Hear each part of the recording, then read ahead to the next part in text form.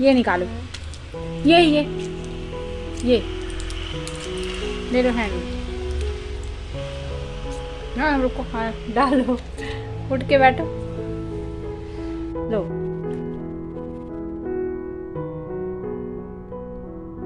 करो, लिया क्या आ कराओ, आ दिखाओ मम्मी को, दिखाओ आ, नहीं है, स्वेलो कर लिया उसने। Very good. गाइज अभी आपने देखा कि वो मेडिसिन ले रहा था, उसको थोड़ा गट हेल्थ का इशू हो गया है, इसलिए डॉक्टर ने कुछ उसको मेडिसिन प्रिस्क्राइब की है। और मैं आपको यहाँ पे बताना चाहती हूँ कि अभी वो 13 ईयर्स का हो चुका है और 13 ईयर की एज कंप्लीट होने के बाद फाइनली उसको पता चला कि मेडिसिन को कैसे खाते हैं, यानी कि टैबलेट को चबाना नहीं होता है। उससे पहले वो टैबलेट को चबा के खाता था, जो कि बहुत ही ज्यादा प्रॉब्लम होता है। आपको पता है मेडिसिन कितनी ज्यादा बिटर टेस्ट वाली होती है।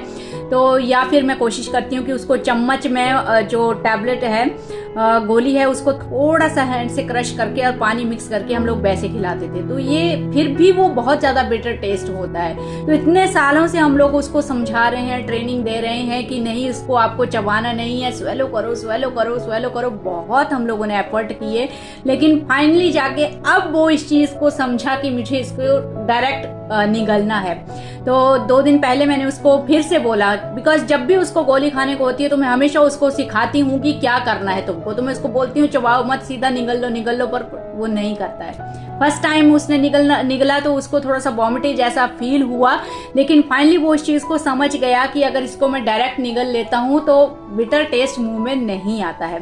तो ये जो एक्सपीरियंस शेयर करने का एक ही मेरा मतलब है यहाँ पे कि जो सही तरीका है, हम क्या गलती करते हैं पेरेंट्स, जो ऑटिज्म पेरेंट होते हैं, हम क्या गलती करते हैं ना, हम अल्टरनेट तो ढूंढ लेते हैं। जैसे यहाँ पे मैंने अल्टरनेट ढूंढा उसको कि चम्मच में थोड़ा सा क्रश करके पानी मिक्स करके उसको खिला दो टैबलेट, बट साथ साथ में हम लोगों को जो सही मेथड होता है, जो सही प्रोसीजर होता है, उसकी ट्रेनिंग भी हम लोगों को साथ साथ में देनी होती है कि ये सही मेथड है इस चीज को करने का।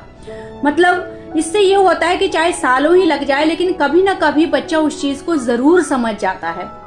तो आप टाइम के लिए, मतलब जब तक बच्चा सही तरीके से चीजों को नहीं सीख रहा है तब तक आप अल्टरनेट यूज करते रहिए, लेकिन साथ साथ में आपको जैसे नॉर्मल बच्चे सीखते हैं सेम सही तरीका भी आपको साथ साथ में सिखाते चलना है। तो और भी बहुत छोटी छोटी चीजें होती हैं, जैसे बच्चों को ब्रश करने के बाद रींस करना सिखाना, या टॉयलेट विजिट के बाद पॉटी कैसे वॉश करना है, ये सब चीजों की ट्रेनिंग जो है वो बहुत कम एज से आपको स्टार्ट कर देनी है।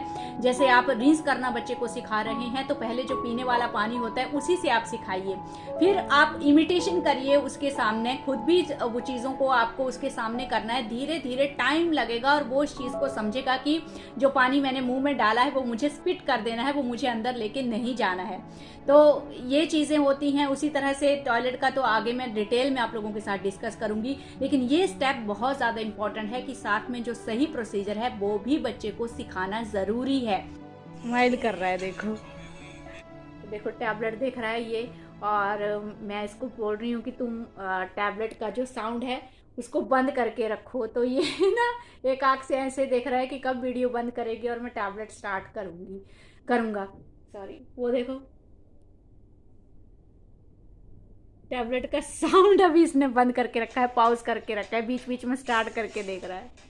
तो मुझे समझ में नहीं आता है, देख लो तुम, मुझे समझ में नहीं आता है ना कि कुछ चीजें बहुत अच्छे से समझता है ये, लेकिन कुछ चीजें इतनी आसान होती हैं फिर भी समझ में नहीं आती हैं उसको। इतने सालों के बाद ये रिलीफ हो गया, अभी मेडिसिन का झंझट तो खत्म हो गया, अब वो प्रॉपर स्वेलो कर रहा है, उसको कोई मुश्किल नहीं आ रही है अभी मेडिसिन खाने में। तो यही मैं मैसेज देना चाहती हूँ कि कम से कम डिपेंडेंट बनाइए, और जैसे नॉर्मल बच्चों को हम लोग सिखाते हैं वैसे एक जो सही प्रोसीजर है वो भी आपको साथ में सिखाना है बच्चे को।